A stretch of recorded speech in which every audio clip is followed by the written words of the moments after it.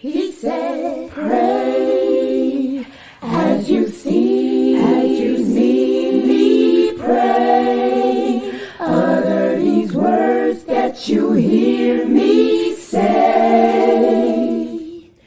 Based on the Sunnah, worship Him, just follow Him. Assalamu alaikum. New class coming to you every Monday and Wednesday, taught by Ustad Layla Nashiba, the fiqh of prayer. Every Monday and Wednesday, 9:30 p.m. Eastern. Inshallah, we'll see you there. Streaming on all major platforms. Channel Sunnahfollowers. The Muqasid Tafsir. Where should I begin when I'm starting at the end? Pursuing the higher aim, learning the meaning of every page. Where should I begin when I'm starting at the end? Assalamu alaikum. Sunnahfollowers presents a new class, the Muqasid of Tafsir, being taught and brought to you by Ustada Layla Nashiba. Please stay tuned. Streaming on all major platforms, right here on Channel Sunnahfollowers. Assalamu alaikum. Get to know your Lord. First part of the Right Belief series by Sheikh Karim Abu Zaid. This dynamic literary work of art's main goal is to revive an understanding the names and attributes of Allah. And understanding the name and attributes of Allah will elevate our faith, strengthen us, and keep us steadfast. This wonderful book is now available in an audiobook format and can be found free of charge on YouTube, channel Karim Abu Zaid. Get to know your Lord. You have nothing to lose. Know your Lord. We learn about His names and His attributes. Know your Lord. What He approves and disapproves. Know your Lord. Believe in all things that He has brought forth. Know His oneness, Lord. Know Your Lord, part of the Right Belief series by Sheikh Karim Abu Zaid, right here on Sunnahfollowers. Being taught by Ustada Layla Nashiba as she lays down the foundations to get you together. Learn about your Lord. Know your Lord. Streaming on all major platforms. Channel Sunnahfollowers.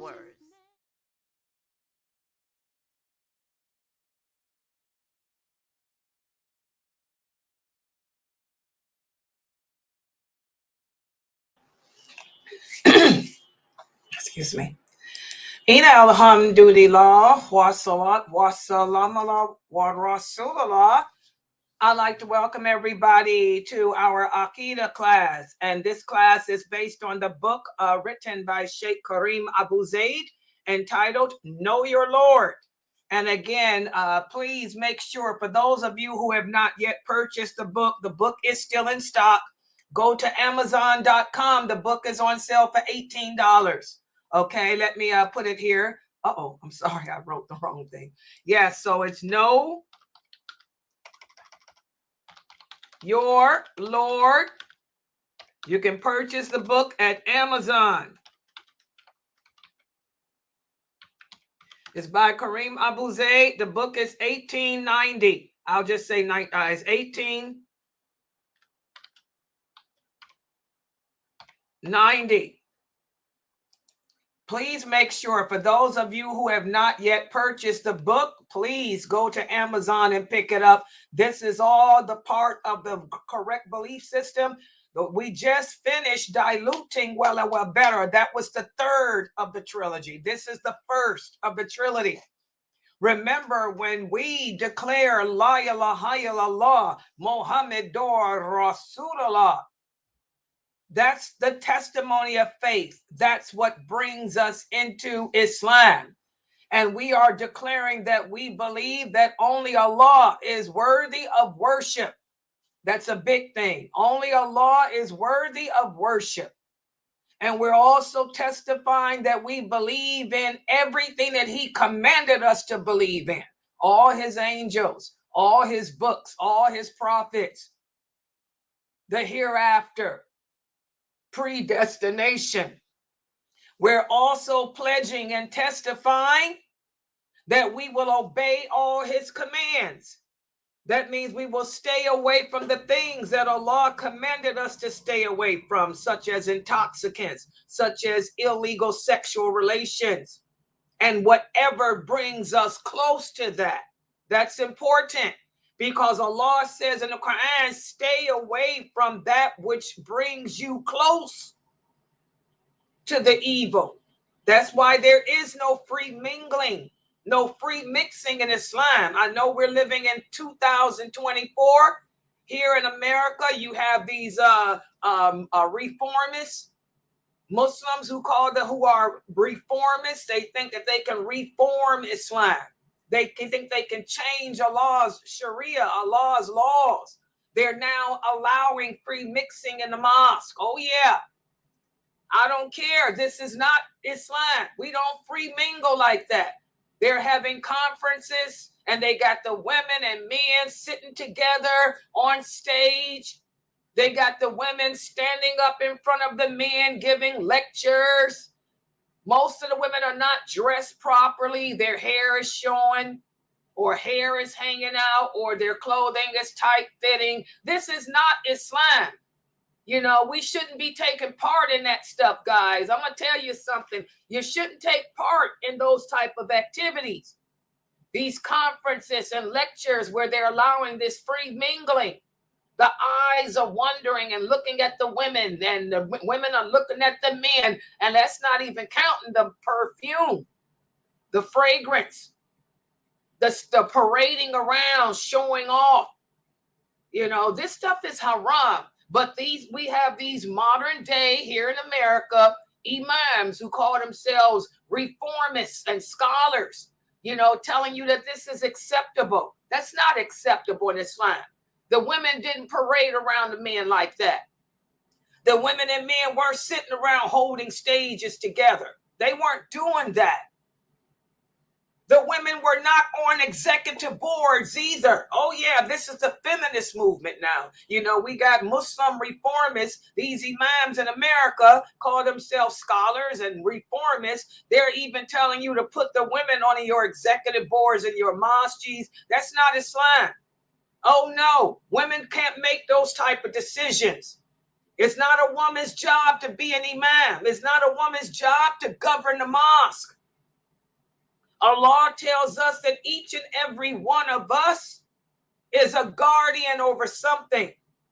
The woman is a guardian over her husband's house and her children. That's it. You're not going to find no hadith where the Prophet Muhammad allowed any women to sit and hold positions like that. You're not going to find Umar, Abu Bakr, Uthman, Ali, none of them putting women on the boards. Umar, Abu Bakr, Ali, Uthman, they all had a cabinet. They had a cabinet of companions that were part of that cabinet that they consulted with. Those were all male companions. Aisha, when Umar became the caliph over the Muslim, he appointed Aisha as the scholar in charge of all women's issues and family issues. And also Salama, but they were not part of the cabinet.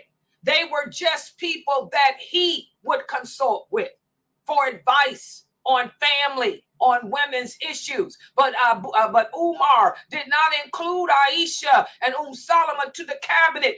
They didn't sit with the brothers. They didn't sit with Ali and all the other companions and decide on how things are going to be. That's not our job as women. That's too much for us.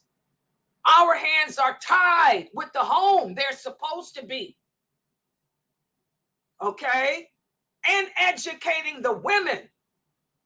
Aisha devoted her life to educating the women.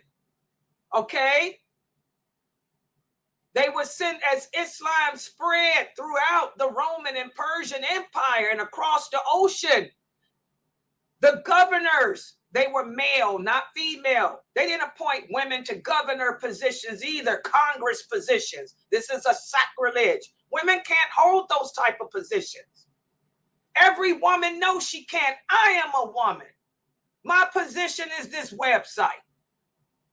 And I teach from my home. And this website is more than enough for me. I am so freaked out and stressed out over this website. I could imagine how crazy I'd be if I was on somebody's executive board of a masjid trying to make decisions. Are you crazy? That ain't us. But these are the days of fitan. And this is why Allah has brought the war. He's brought all the calamities, the earthquakes, the tornadoes, disease, and all of this, because like he promised he would do. Whenever we deviate away from his commands, there will be repercussions, and these are the repercussions. These conferences are being held all over America every day.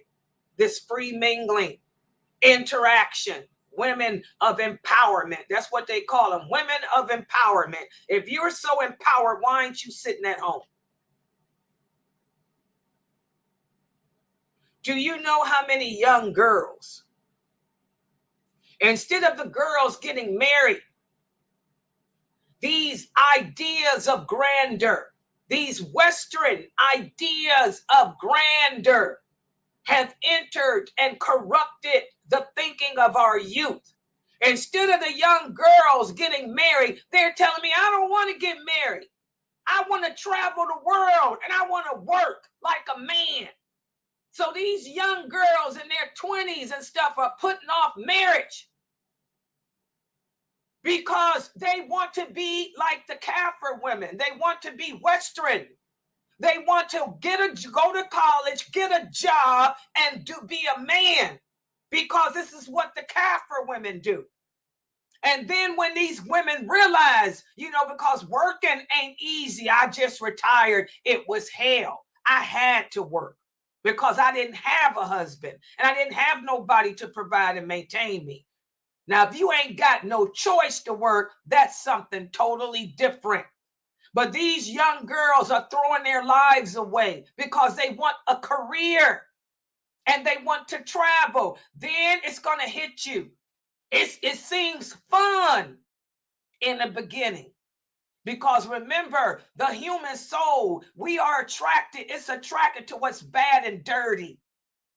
So it seems fun that you travel the world and that you got a job, a career, and you put on your pants and you tie your hijab and you go to work every day like a dude and you hit that time clock. You sit there with the Kafir women and you make decisions for a so-called Kafir company and all of this. You feel empowered.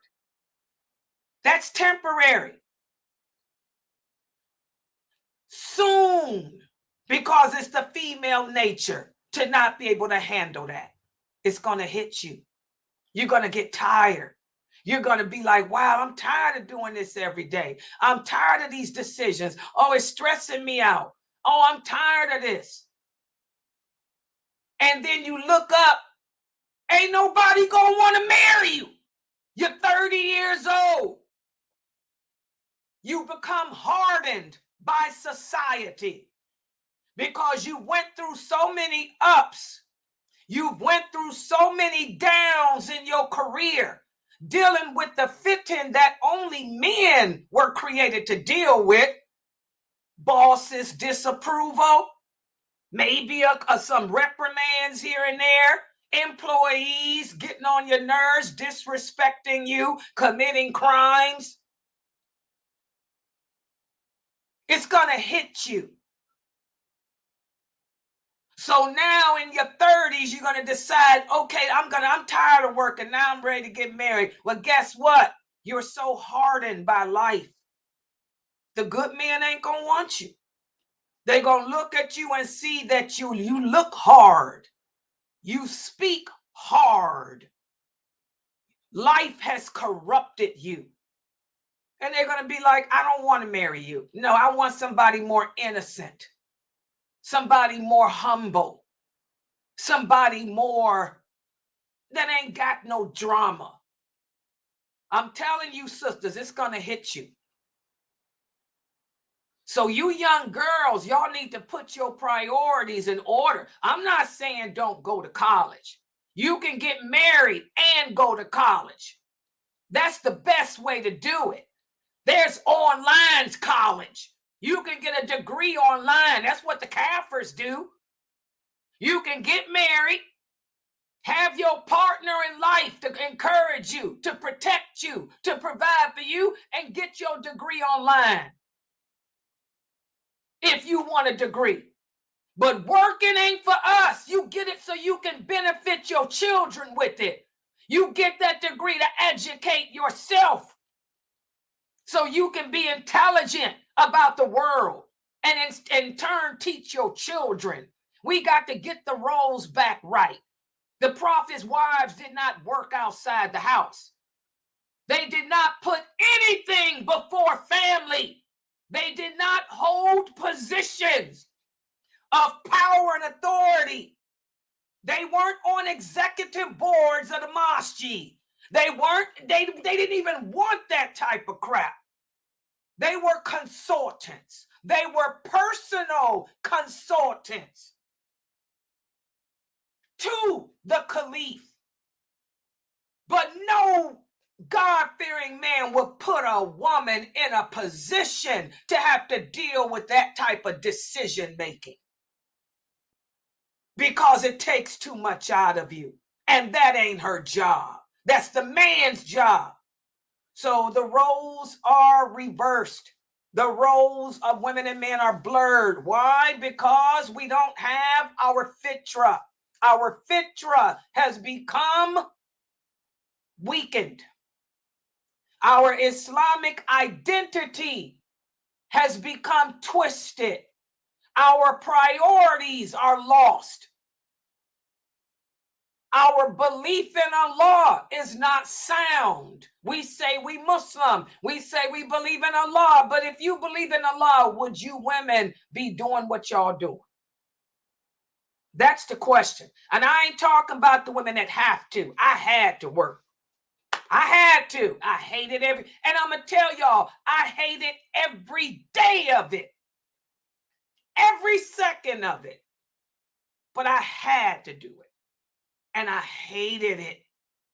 It almost broke me. Okay? But what kept me going was teaching. Because even though I worked 16 hours a day for 36 years, I also been sitting right here teaching 2 classes a day for 36 years. That's how I survived.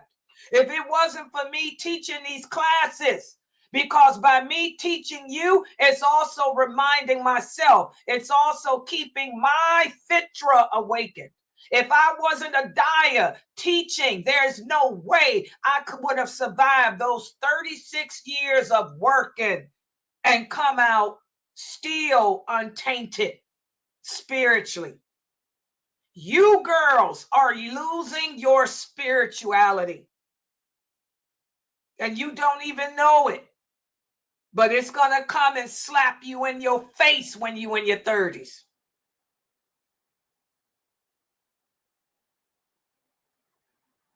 Don't get it twisted. So that's why it's important for us to be regular when it comes to seeking knowledge of this deen. Like I said, those sisters here who have to work, like Amina Fresno. Amina Fresno is another woman like me. She had to work because she had no other way to survive. Okay? Anissa had to work because she had no other way to survive. We have no men to take care of us. So there was no choice. Okay? But a lot of you young girls, my Somali girls, y'all got a choice. You ain't got to work.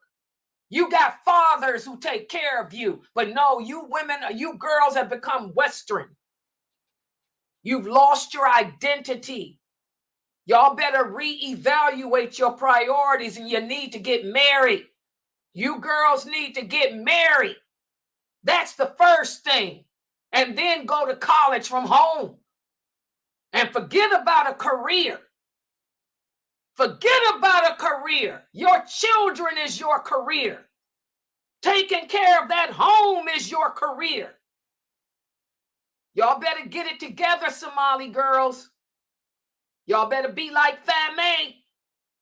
Y'all better be like Habiba. I'm so proud of Habiba. Habiba finished school and got married and moved back home to her country so that she could raise her daughters and keep them with their Muslim identity. And she works from home. Fame graduated high school, got married, got 2 beautiful future imams. She's in college as we speak from home. She's working on a degree that she can work from home and make as more money than you girls. You other Somali girls who put in your education and traveling, Fame gonna make much, much more than y'all. And she still is able to homeschool her children. And she got a man. She got a fine man. And she'll make more money than y'all. And probably have a better relationship with Allah because her priorities are in order. You Somali girls, all Muslim girls, y'all better reevaluate. But I'm talking to my Somalis because most of my students, 98% of my students are from Somali. That y'all didn't know that, did y'all? Most of my students are from Somalia. Where y'all think I get my clothes from? Why y'all think I look good? They take care of me. My Somali girls, Norto, the twins, they keep me nicely dressed. You know, we all about fashion. Okay, so y'all need to reevaluate. You girls better get married. That should be your priority after graduating high school. Y'all need to get married and then pursue your college education from home, online. Y'all get that? Otherwise, you're going to look up, you 30, 40 years old, your life, you're broken, you have no husband, no children, nobody's going to want to marry you because you're hard. Not because you can't have children. We can have kids at the age, women get pregnant over the age of 40 all the time.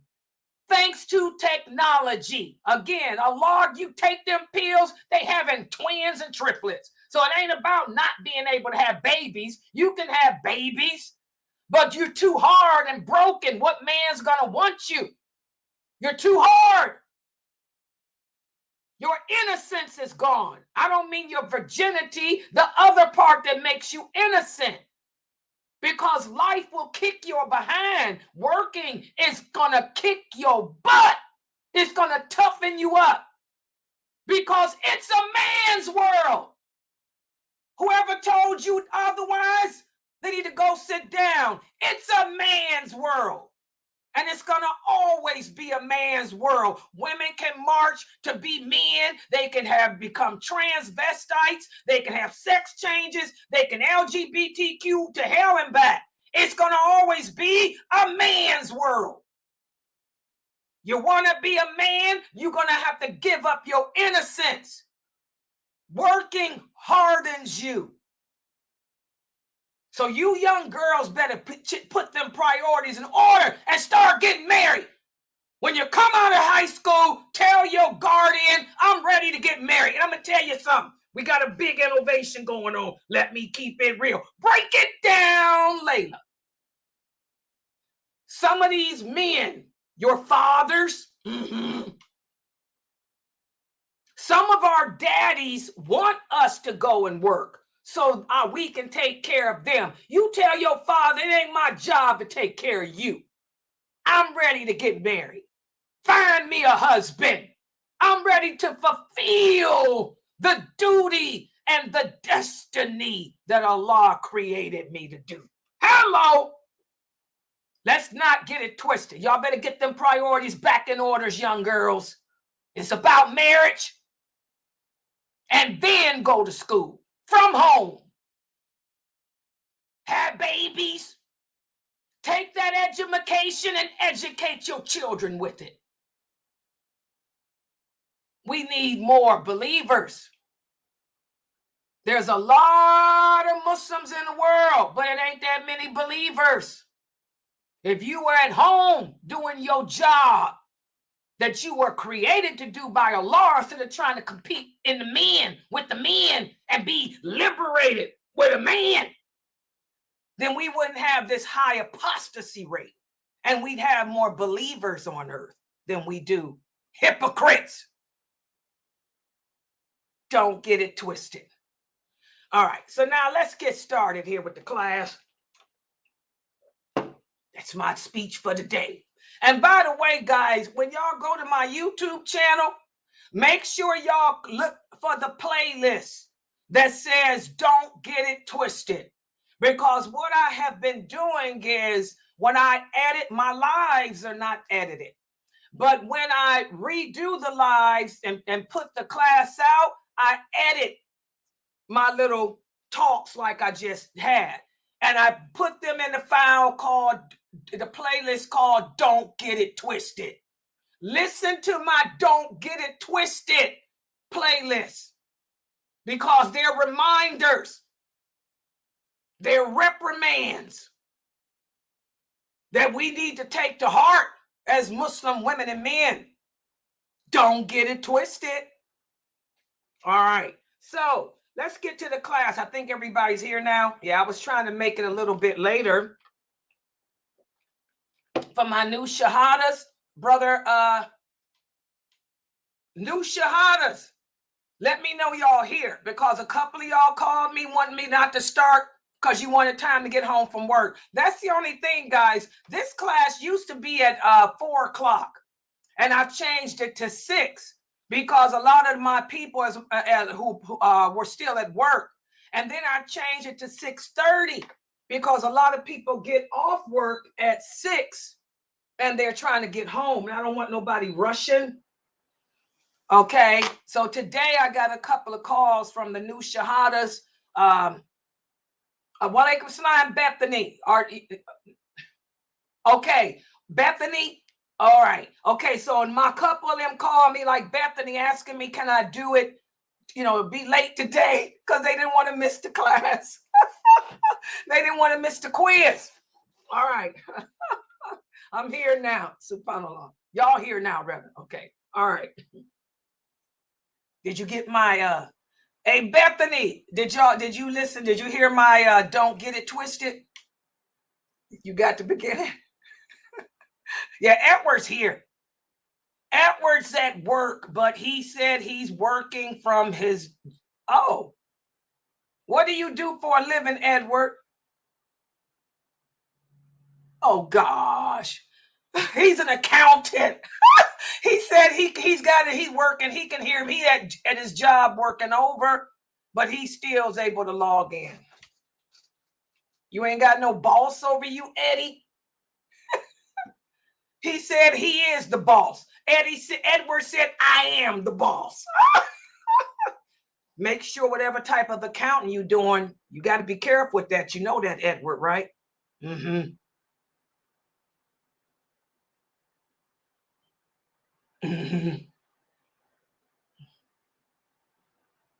Yeah, we'll talk about it, Edward.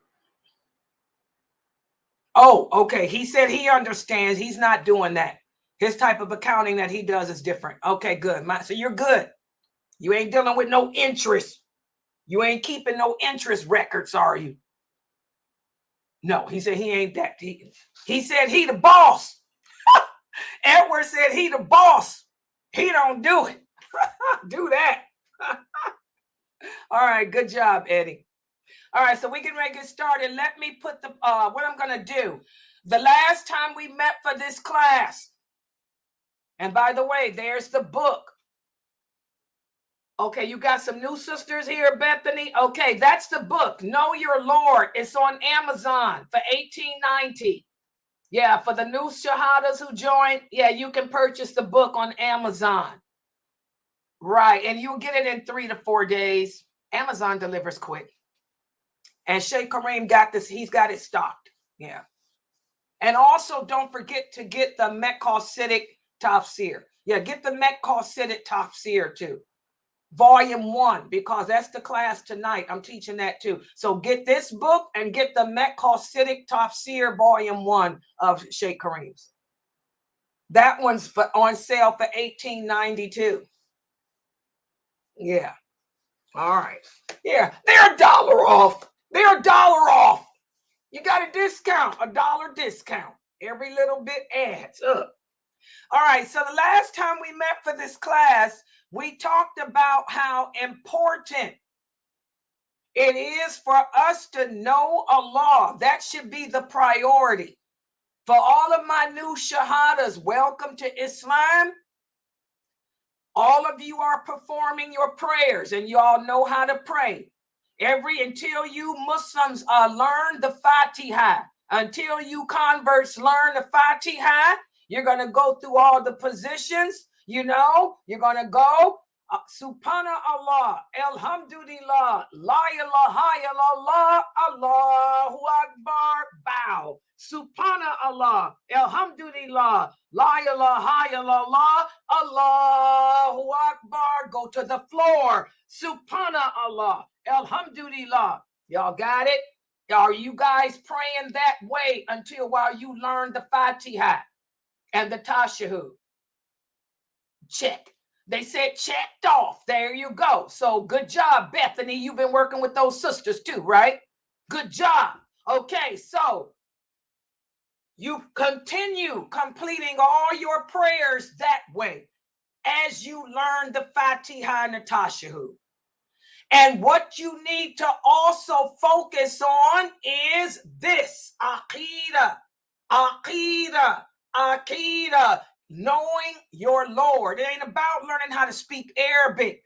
Like I had to tell Sister Heidi, it ain't about learning how to speak Arabic right now. The only Arabic that any Muslim has to know is Fatiha and Tashahhud. That's it. So forget all them that Arabic stuff. And you already know that your personal supplications can be said in whatever language you speak. Y'all got that, right?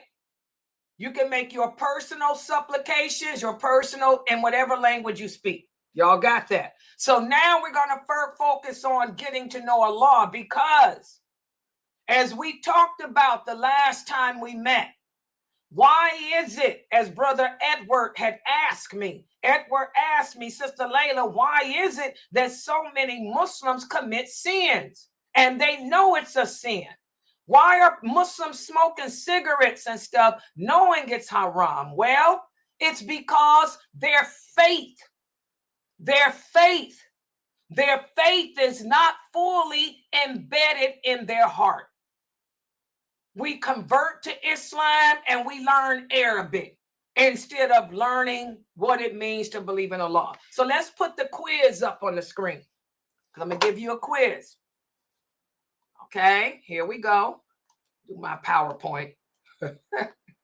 Oh, wait a minute. Hold on for a second. I thought I opened it up. I guess I closed it. Okay, there it is. Now let me try it again. All right. Y'all ready? There. Yeah, let me put this down too. Wait, let me make it. Y'all want me to get. Okay, here my little United Arab Emirates sisters are here. They want me to. How does it look on the phone? They want me to make it so they can see me on the phone. Okay, hold on. These sisters love, these are my cousins. DNA, you know, when you do that ancestry.com and 23andMe, your cousins just pop up out the woodwork. Third cousins, fourth cousins. I got a lot of third cousins and fourth cousins in here from the United Arab Emirates. I got some from Kuwait. I got some in Egypt, Alexandria. Well, assalamu alaikum, all the Sadats, El Sadats, all the El Sadats that y'all see in LinkedIn, those are my relatives, El Sadat. Okay, and then the Emirates, and they like to see me. So y'all see that, right? Okay. All right, so hold on. Let me hide that. Let me make it a little bigger. Hold on. All right. What is this? That's the wrong page. Oh, I put the, wait a minute. Hold on, guys. That's the wrong PowerPoint. Hold on. Oh, yep, that's the, wait a minute. Hold on. Wrong PowerPoint. I got so much on this other computer. Hold on. Let me get the right one. That was yesterday's. By the way, I did put yesterday's video up. Hold on. This is today. Today is not that. Today is, here it is. I'm sorry. No, that's the kids. Knowledge. This is the right one. I put the wrong PowerPoint up. All right, here we go. Okay, I got the right one. Hold on. That was yesterday. Yeah, that was yesterday's. Well, you missed yesterday's class. That's why you're not going to do good on this quiz. I'm getting ready to pop up here. You should have been in class yesterday. Y'all got to come to class. This class is every day. I don't take breaks. There's no weekend break from a law.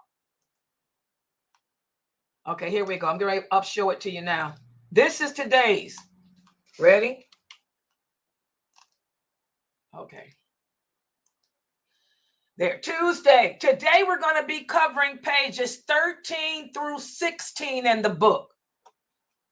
And I know y'all like to see me, my cousin's DNA that I ain't met in real life. But here, I got to make this bigger so I can read it. Okay, so today we're going to be covering pages 13 through 16 in the book. We're going to speak about how, in order to get to know Allah, you're going to have to utilize your knowledge, your intellect, and the fitra. The fitra is going to come up again today. So, but before I get into this discussion, here's a quiz from yesterday. Those of you who missed yesterday's class, let's see if you can answer. And I ain't speaking to the Arabs in Emirates. I'm talking to the new Shahadas. First question. The more a person's knowledge of Allah increases, the more likely that person is to comply with Allah's laws. Is this statement true or false? True. Go ahead, say it again. True. Okay, what do you guys think? I agree. Say true. I say false because it only increases if faith enters your heart. You can have all the knowledge, but if faith don't enter your heart, then you're not going to comply with the laws correctly. What is faith, precious? When we use the English word faith, what does faith refer to? Your belief system. And our belief system is belief in what? To believe in Allah. Believe in Allah, period. Okay, so listen to the question. The more a person's knowledge of Allah increases, the more likely that person is to comply with his laws. What does the word comply mean, precious?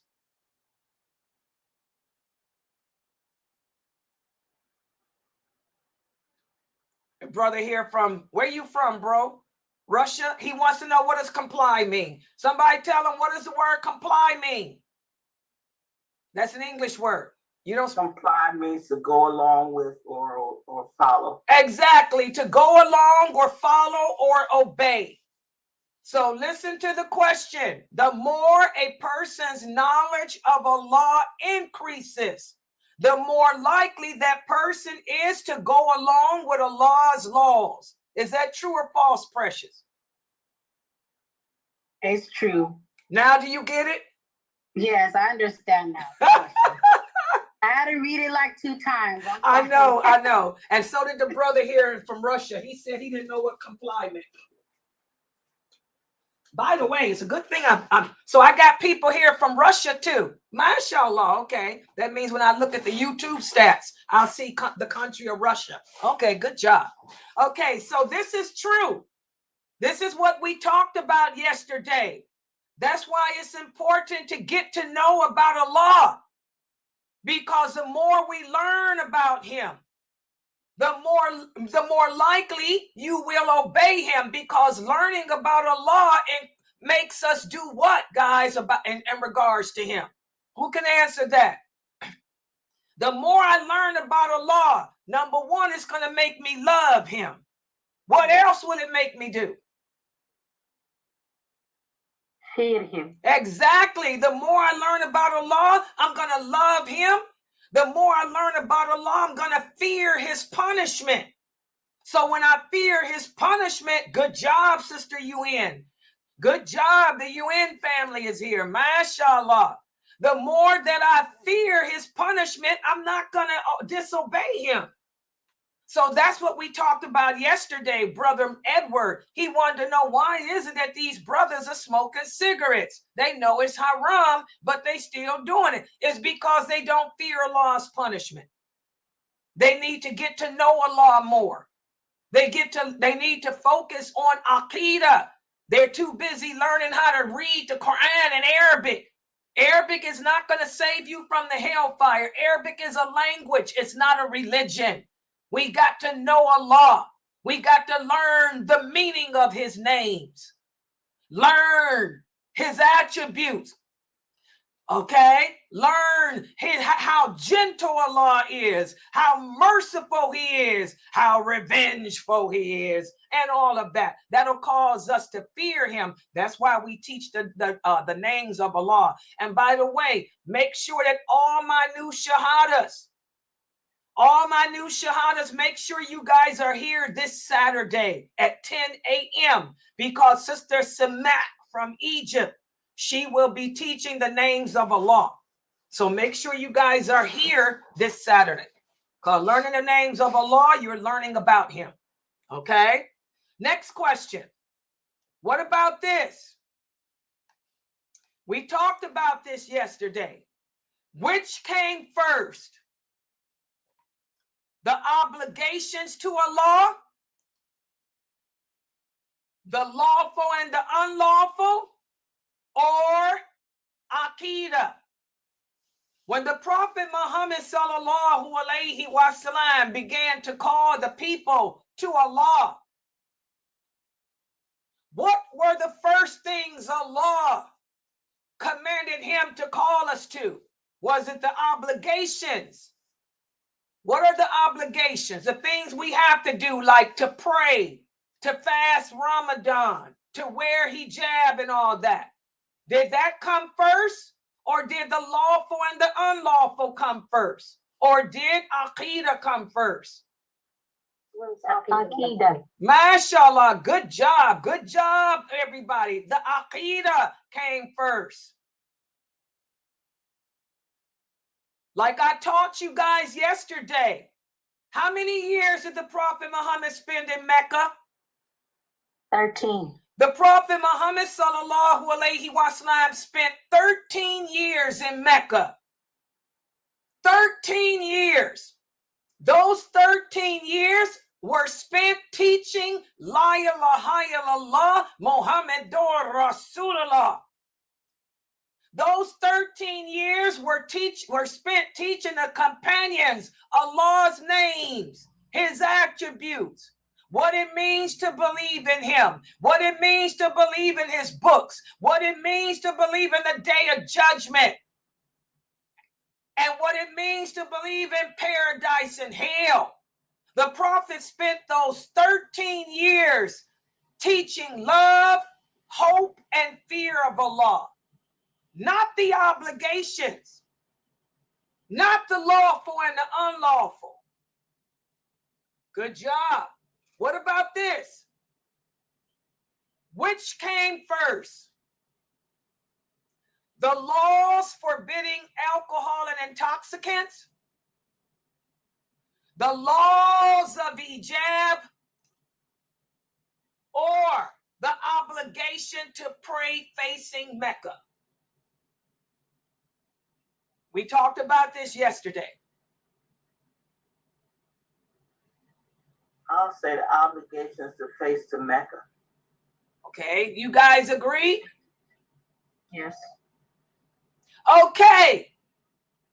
The laws forbidding alcohol and intoxicants. Okay.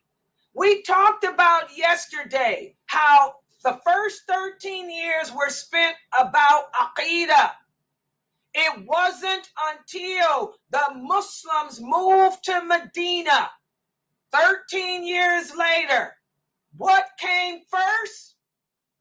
The lawful and the unlawful. It was when they moved to Medina. Right after they moved there, the first thing Allah sent down was the law saying, okay, you're now able to establish. You're in a place now where you can establish Islam. So now I'm going to lay down the laws for you to abide by. Thou shalt not drink. Thou shalt not fornicate. Thou shalt not commit adultery. Thou shalt not rob. Good job. So number one, the lawful and the unlawful came first. So before Allah sent down the obligations, he first sent, learn me, read in the name of your Lord, get to know about me. And then after the Muslims believed in Allah, they understood what it meant to believe in him. Then Allah said, now I'm going to teach you what you cannot do. You can't drink no more. You can't fornicate no more. You can't kill. You can't rob. You can't steal. Why? Because the Muslims' heart, the faith was in there. They believed in Allah. So they were able to comply with his laws now. And then after that, that's when Allah sent down the obligations. The laws of hijab did not come down until after the Battle of Badr. The obligation to pray came down after that too. Y'all understand that? In fact, remember that when the prophet went on his night journey and all of that. So steps. We learned the steps.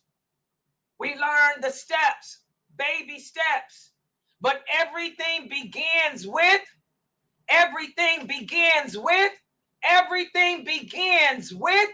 learning about Allah first. Now, for us Muslims today, let me explain this before I take it further. I see Mr. Famous Personality is here. Lord have a mercy. Hold on, let me make sure. The brother from the Emirates who's a famous personality, he's decided to join. And he types on the screen, explain. Don't tell me how to do my class, Aki. I know how to teach. I'm older than you and been teaching longer than you. Hello. You sit back and take notes from me. Hello. Give my salams to your wife. All right. That does not mean, these hadiths do not mean that you can convert to Islam today and say, well, I'm not going to wear hijab and I'm not going to pray until I get my Aqidah together. No.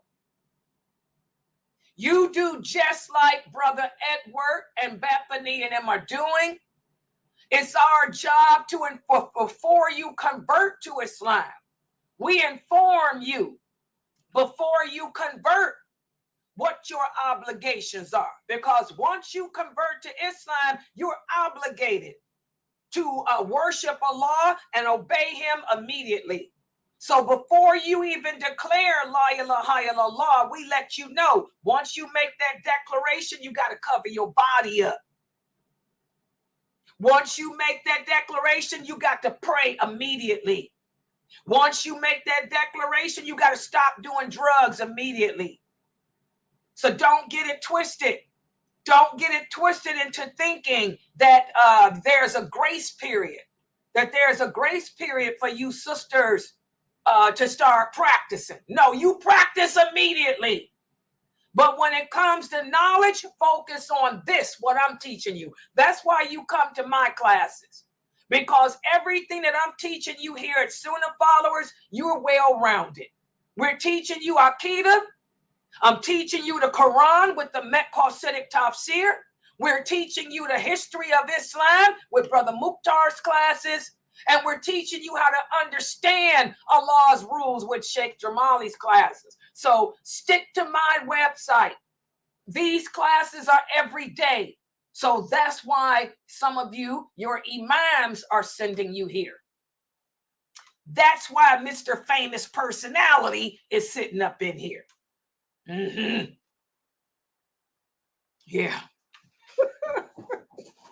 I refuse to use your name, bro, because you got some drama going on. Oh, yeah, there's some drama going on with these Daya today. What they call themselves, duat. These duat. I ain't getting caught up in that crap.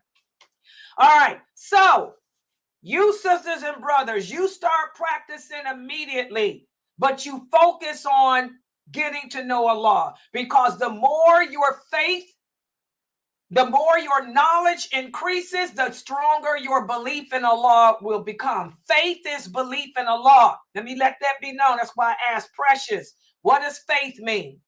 Whenever we use the word faith, we're talking about belief in Allah. Write that down, because English is becoming a forgotten language too. Faith. Faith equals belief in Allah. Write that down.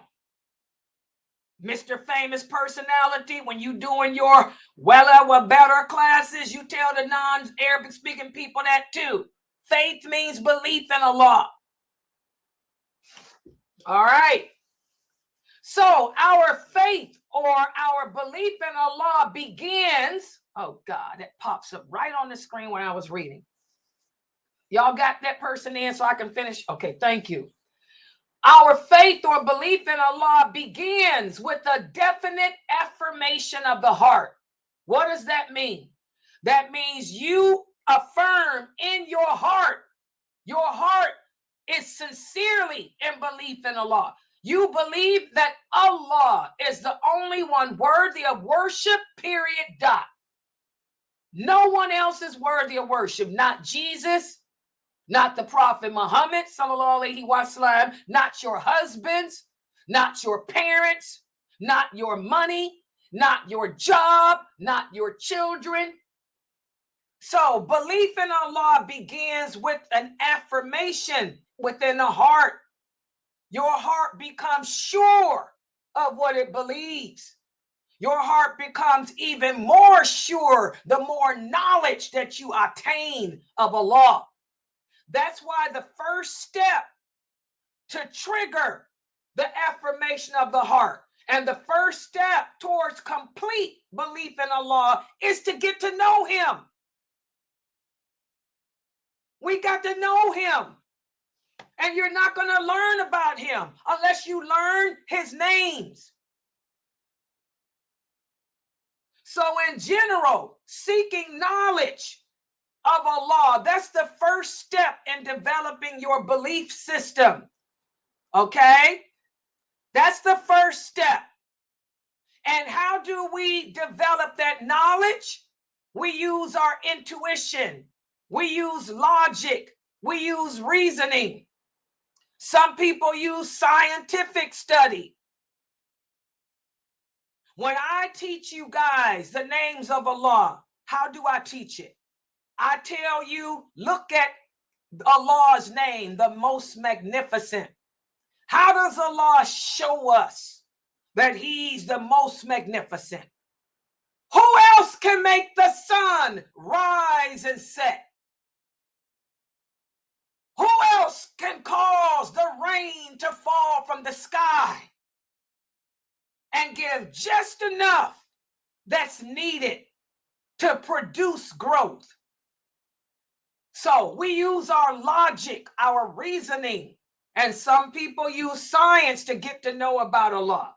And by doing this, we obtain certainty. And this is why the Prophet Muhammad sallallahu alaihi wasallam said, don't just say you believe in Allah. Have certainty of faith. And that certainty of faith can only come from direct revelation. And Allah tells us of himself through the Quran, the revelation of the Quran. The Quran are the words of Allah. And also our Prophet Muhammad, sallallahu alaihi wasallam, he tells us of Allah.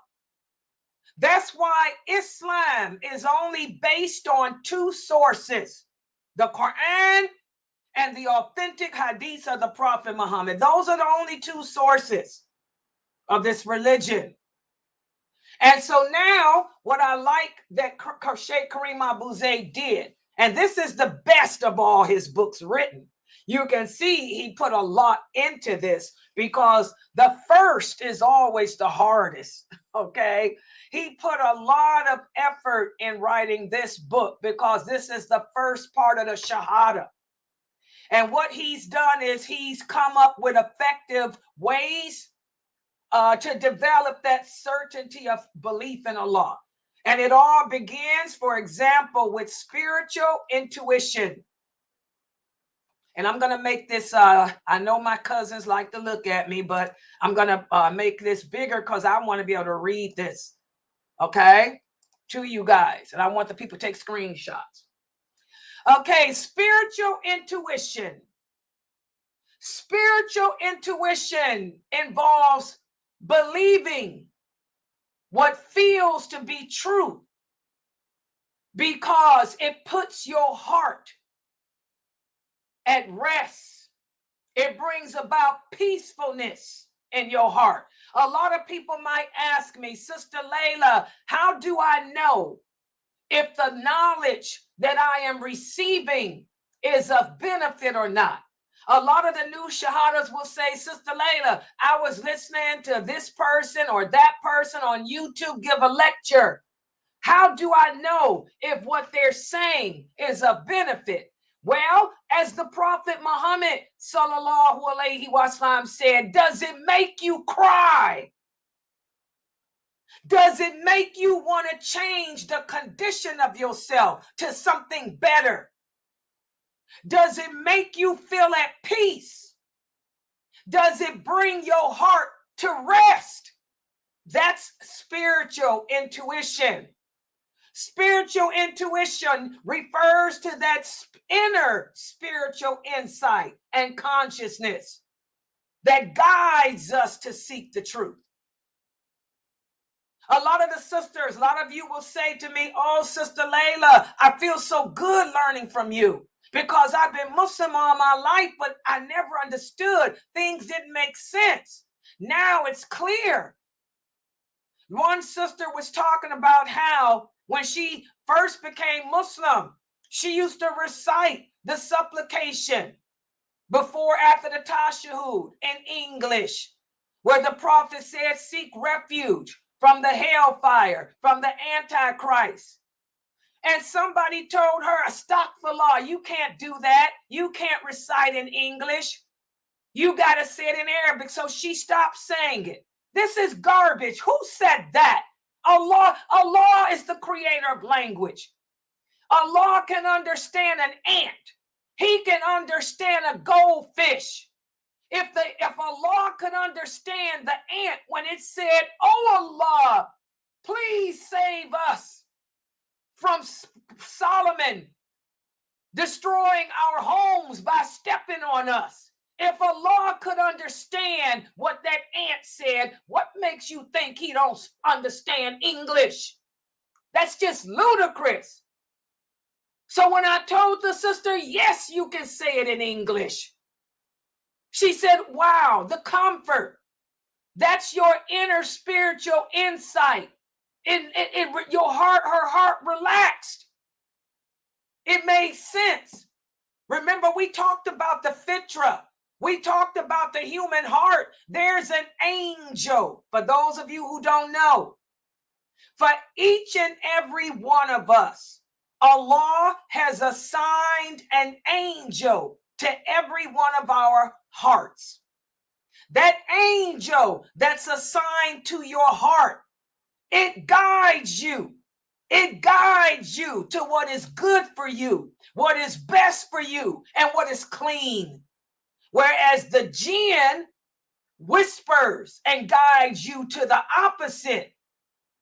We have an angel. That's that inner spiritual insight that guides us to reach that which is good and clean and right.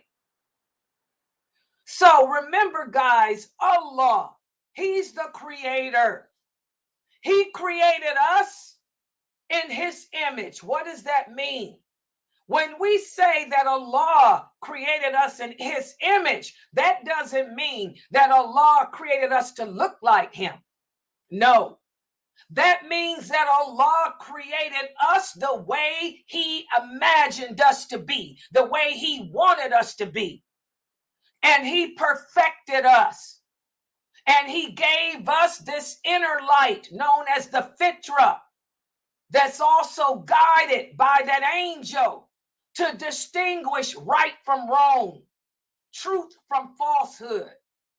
We just have to listen to our heart more. And this is why you will hear people say, follow your heart. Listen to your heart. Every one of us was born upon the fitra. What does that mean? That means every one of us came into this world innocent.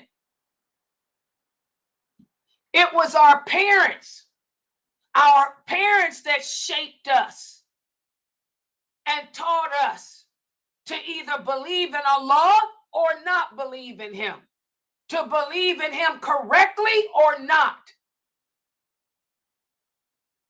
So it's our duty to always try to use that spiritual intuition because it helps us to develop that certainty of faith. And not only do we have the intuition of the heart that will help us to recognize the knowledge of Allah, but also Allah has blessed us with human intellect. Human intellect. This is a built-in faculty that is very crucial in seeking knowledge. That's why the Prophet sallallahu alaihi wasallam said, the pen is lifted. The pen is lifted for a person that doesn't have the intellect, for a person that doesn't have common sense. The pen is lifted because you have to have common sense.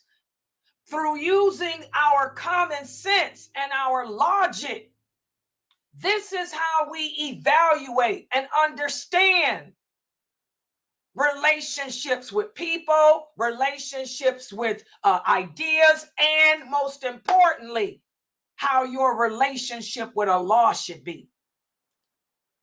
So Allah, He created us to worship Him. He put us on this earth to be tested in our belief, but He didn't leave us alone at that. He gave us intuition of the heart, and He gave us intellect. How many of us use them? That's the question.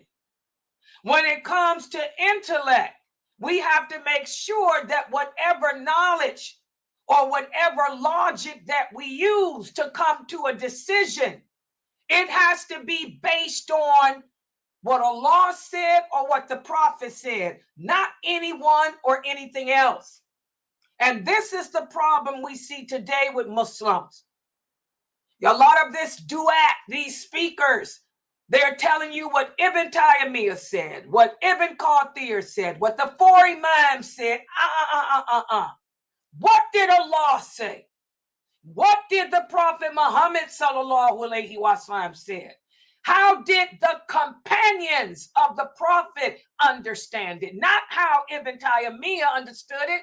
He was not a companion. Not how Ibn Kathir understood it.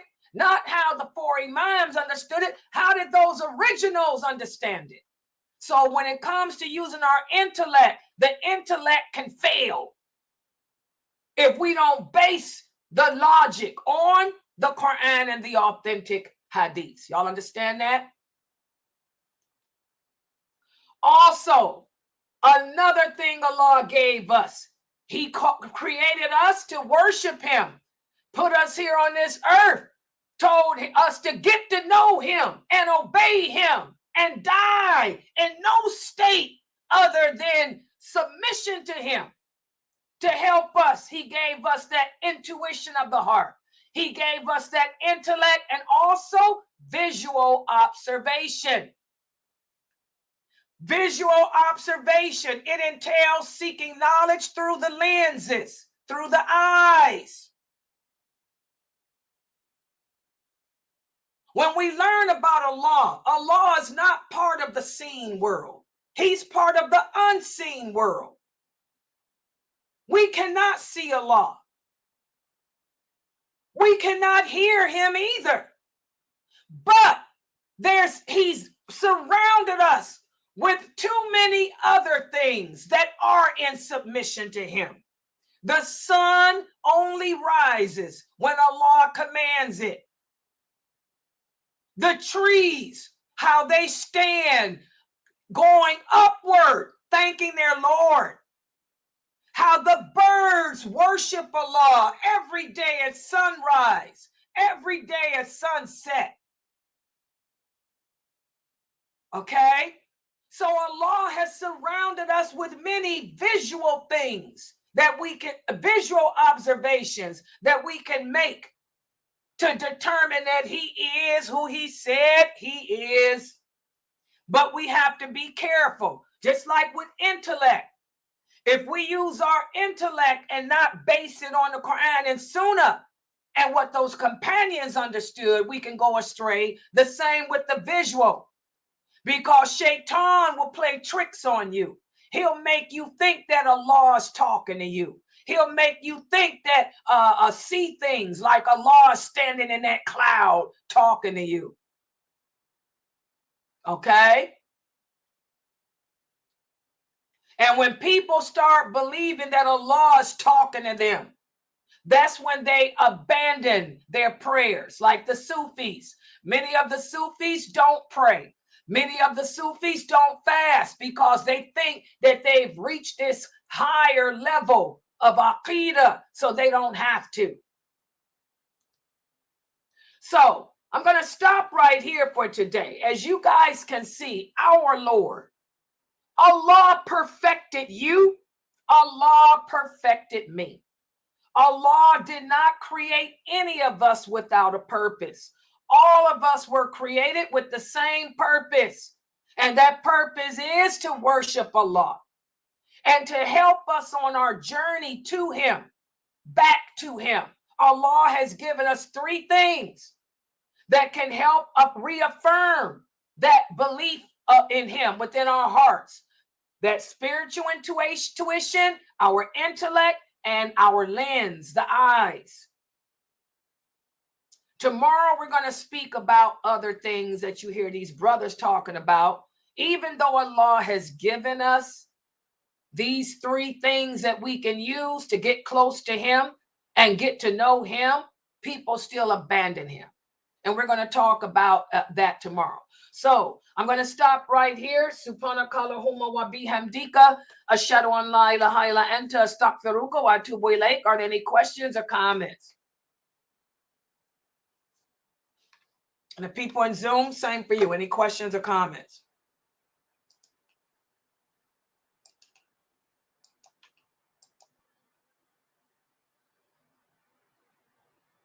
Okay, the new shahadas, you guys are good. Oh yeah, go ahead. Type your question, Sister Amina.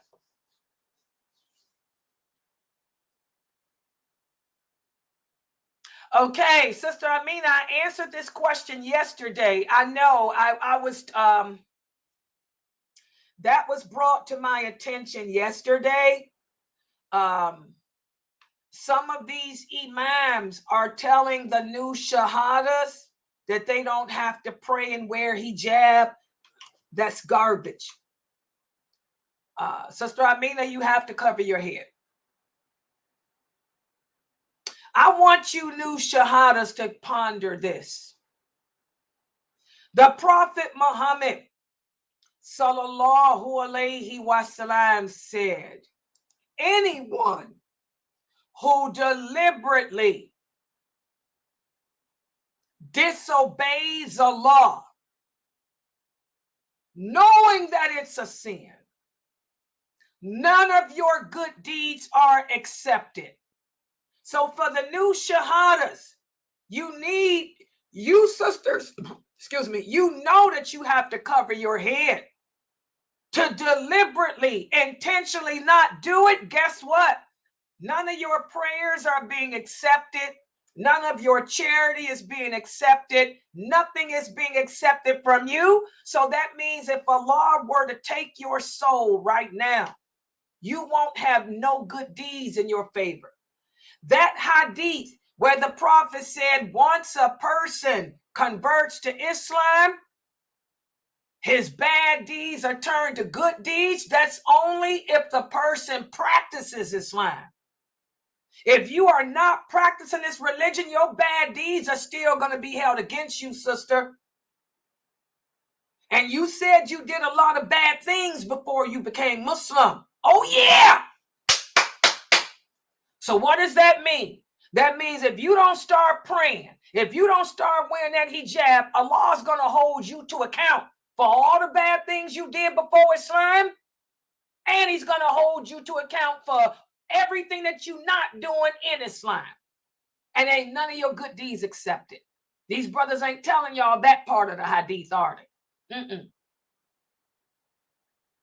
So that's scary, ain't it? She said that's scary. That's scary. So you better put a hijab on it.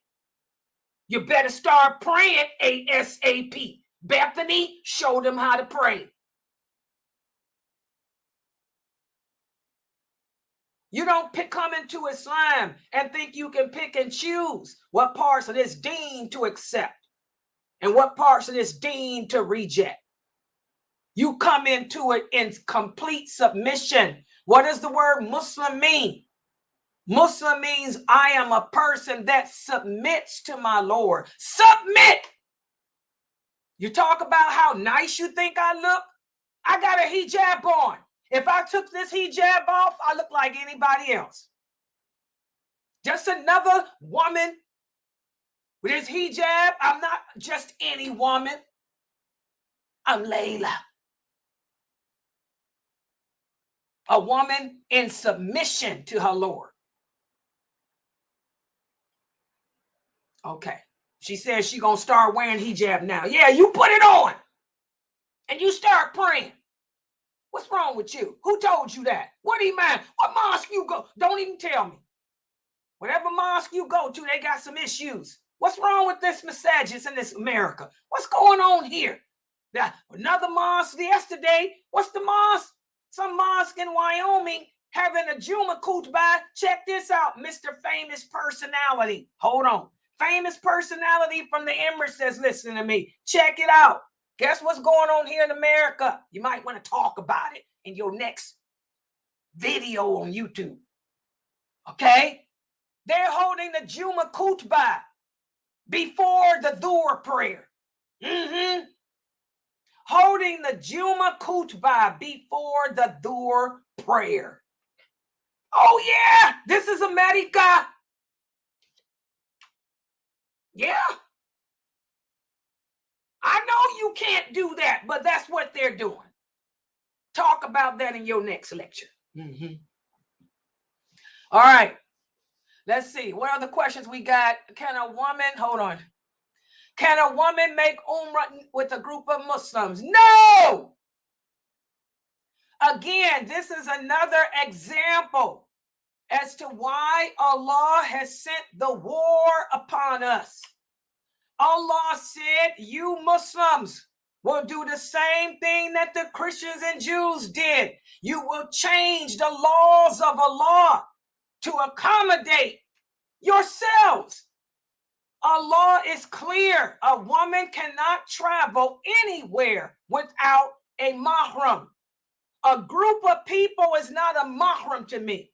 If me and Latifa and Sabrine and Anissa and Fresno and Mina and Precious and the twins, if we all decided we going out together, I ain't by myself. I got my mahram. I got my group of sisters, 10 of us. Don't you know a man can still come and whoop all 10 of our behinds? There ain't nothing we can do. Fresno can take out that mace. It ain't going to be no help. And why would you make Hajj thinking that Allah or Umrah, thinking that Allah is going to forgive you of your sins when you deliberately, intentionally disobeyed him and made Hajj without the mahram? No. So those women that do that, I feel sorry. No, I don't feel sorry for them. For those sisters who are making Hajj or Umrah and you don't have a mahram, I don't know what y'all doing. Y'all just wasted your money. You just wasted your money because Allah is not forgiving you of nothing when you deliberately, intentionally disobeyed him. Okay, so no, that's one of the signs of the last hour too. All right. I have a quick question. As far as the military goes, we're not allowed to join the military, correct? I can't remember. Why would a Muslim join a Kafir army when the Kafir armies do not fight by the laws of Allah? They don't fight by the rules of combat that Allah created, and they're fighting Muslims. And what does Allah say about any Muslim who kills another Muslim? This is ludicrous. Another sign of the last hour. All of the, y'all see why the war is here? We're messed up. We're fighting in the armies with Kafirs who don't follow our laws, our rules of combat. We're killing each other. We're making, you got women who think they men. So you such a man. You such a man that you gonna go make Hajj and you gonna go make Umrah by yourself. And when you get there, because I done made Hajj and I done made Umrah, you gonna catch hell. And ain't no man gonna pick you up and help you because they can't touch you. And ain't nobody gonna break their Hajj for some hard-headed woman. Shame on you. What a waste of money. Yeah.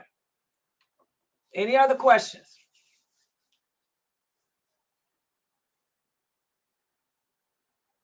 Wasted your money. It ain't gonna get no forgiveness because you deliberately, intentionally disobeyed the law. And by the way, guys, if a woman does not have a mahram, that means that Hajj is not obligatory upon her. In order to make Hajj, you have to meet the criteria. Hajj is number one, you got to be rich. You got to be able to afford it. Hajj is not for the poor. Number two, if you're a woman, you have to have a mahram. If you don't have a mahram, then Hajj is not obligatory upon you. So what are you doing? You done created a sin for yourself when Hajj wasn't even obligatory upon you. Yeah. All right.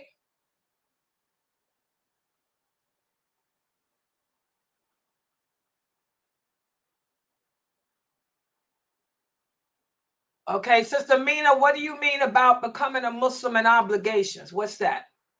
I don't know. Maybe I missed that. Mina, what's your... No, I was talking about what you just broke down right there. A lot of people don't understand when they become a Muslim that they that the bad deeds, because I was trying to explain that to someone.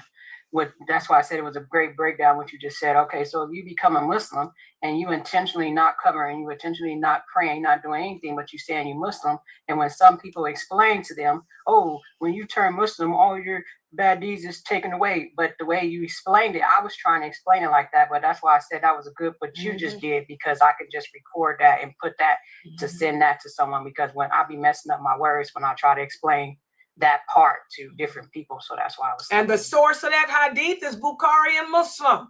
That's basic. The brothers just don't quote the whole hadith to y'all. The prophet said, if a person becomes Muslim, it wipes away the sins that they committed before Islam, as long as they fulfill the obligations of Islam. They don't give y'all the second half of that hadith. Okay, I'm Metcalcitic. That's why I make y'all be Metcalcitic with the words. I use the analytical approach. Even with the hadiths, I'm going to make y'all look at the words, break it down word for word with meaning and sentence by sentence. I don't leave sentences out. But these brothers do. And you got women walking around with no hijab on, making Hajj and stuff, thinking that they doing something when they ain't doing nothing. That's one thing I liked about Sheikh Adley. When I made Hajj, I was married to Sheikh Adley, and he was my mahram, of course. I remember the old man in our group, half the women in our group did not wear hijabs. They waited until we got to Mecca, then they put these hijabs and stuff on. And I remember Sheikh Adley told them, he said, I want all you sisters to understand. For those of you who think that you're getting forgiven of your sins, Allah ain't forgiving nothing if you got intentions on going back to those sins. He said, I'm talking about the hijab. Y'all wearing the hijab now, but as soon as you get to the plane, you gonna take it off. What's the point? Well, you just threw away your money. He told him, y'all just threw away your money. Sheikh Adley, he kept it real. He let the women know too. What are y'all doing? Throwing away y'all money.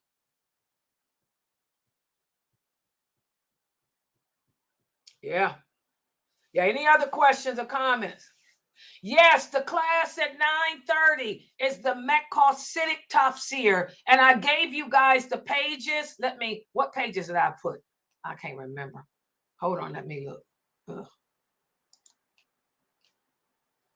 Yeah, y'all see the pages? Pages something. I don't want to put my screen up because it's going to... pages 60 something or something. I don't know. Hold on, let me look and see if I can go to my desktop like this. Hold on, bro. Y'all make it so hard. And I got to make my grip too. Hold on. What did I call it? Tuesday? Or did I call it Lord? Lord. Where's the...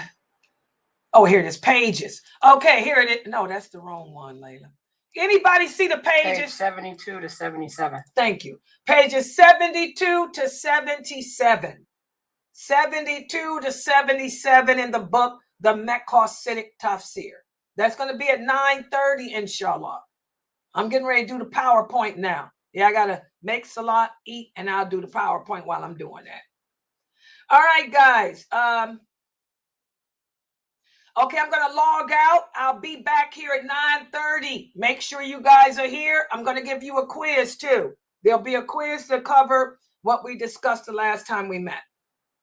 All right. Okay. Subhanakallahumma wa bihamdika ashhadu an la ilaha illa anta astaghfiruka wa atubu ilayk.